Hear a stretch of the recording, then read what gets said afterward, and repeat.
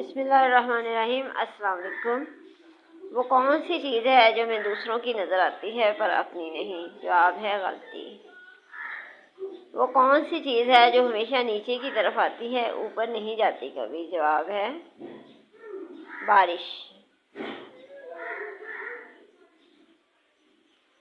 वो कौन सा परिंदा है जो अपना घोंसला खुद नहीं बनाता?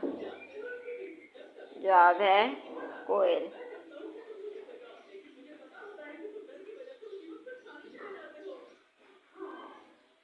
वो कौन सी खुराक है जो कभी खराब नहीं होती? जवाब है खालिस शहद।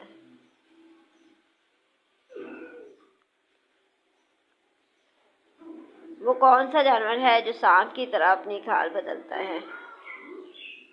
जवाब है मकड़ी।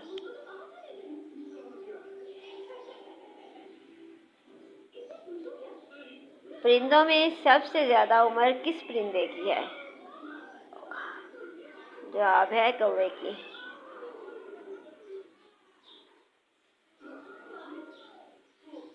वो कौन सी कार है जिसे हमेशा हेलमेट पहनकर चलाया जाता है?